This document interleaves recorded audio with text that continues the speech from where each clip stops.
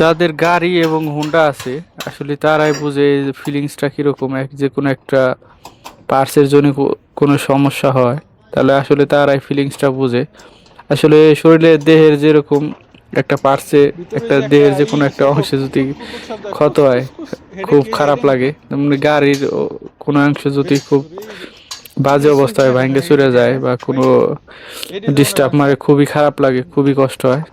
তারপরে আবার যদি ফাহাজের সময় হয় তাহলে তো আর কোনো কথা নেই। এটা তো বাংলাদেশ না, এটা হচ্ছে আপনার সৌদি আরব। সৌদি আরব হচ্ছে প্রত্যেক বছরে আপনার গাড়ির কাগজ করতে হবে, ফাহাজ করতে হবে, আপনার গাড়ির কি কন্ডিশনে আছে, গাড়ি রাস্তায় চলতে পারবো কি না, এভরিথিং। এটা একটা অনলাইন পেপার যেটা আপনাকে অবশ্যই অবশ্যই আপনি অনলাইন করতে হইব, মানে ফাহাজ দিতে হইব।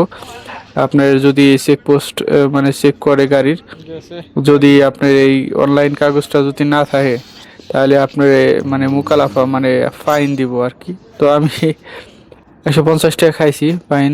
যাই হোক, তারপরে আবার আমি ফাহাজে নিয়ে আসছি, বলবো শত খাইয়ে ফেলছি, কপালে আসছিল। যাই হোক, আসার পর দেখি আমার এক্সপায়ার দুইটা পার্টস আর কি নিচে ভাঙ্গে গেছে। মাকরুতা না কি কয় আমি জানি না আসলে। তোমার ওই যে যার ছবি দেখলেন ভিডিওতে আসলে ওই ভাই জানে, শামিম। ও আসলে সবকিছু বোঝে গাড়ি সম্বন্ধে, আমি অতটা বুঝি না। যার কারণে একসাথে আসছি যে এখন এইটার চেঞ্জ করা লাগবো। এখানে একটা হিন্দি আছে আর একটা বাঙালি ভাই আছে। তো বাঙালি ভাইরা খুবই হেল্পফুল। এই যে ভাই এই ভাইয়ের দিয়ে গাড়ি টাড়ি সারাই আর কি আমরা, বাঙালি ভাই।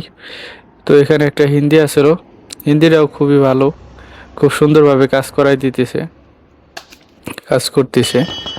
ঠান্ডার কারণে গলা এরকম হয়েছে, ঠান্ডা লাগছে প্রচুর, যার কোনো ভিডিও ভালো মতো হয় না। এই যে এই দুইটা পার্টস আর কি নষ্ট হয়েছে, এই যে এটা ভাঙ্গে চুরে গেছে, যার কারণে আবারও 40 টাকা, আবারও মানে 40 টাকা দিয়ে আবারও আপনার রিফাহাস করা লাগছে, এন্ট্রি মারা লাগছে আর কি। 2 ঘন্টা যাবত মানে ওয়েট করতে করতে ফাহাজে ঢুকছি, এরপরে আবারও মনে করেন পাঠাইছে এখানে অনেক টাকা, পরে 400 টাকার মতো গেছে গা, বাংলাদেশের প্রায় 12,000 টাকার মতো। যাই হোক, অবশেষে সারছে আল্লাহর রহমতে, হয়েছে ইনশাল্লাহ। তো ভাবছি যে হবে কি না হবে, মানে খুব টেনশনে আসছিলাম। যাই হোক, আলহামদুলিল্লাহ অবশেষে ঠিক হয়েছে। ওই যে হিন্দি, এটা খুব মানে দক্ষ আছে আর কি। দক্ষ না হইলে পারে তো এটা করে দিতে পারতো না, দক্ষতার সহিত এই কাজটা করছে, ভালো লাগছে আলহামদুলিল্লাহ, শেষমেশ হয়েছে আর কি।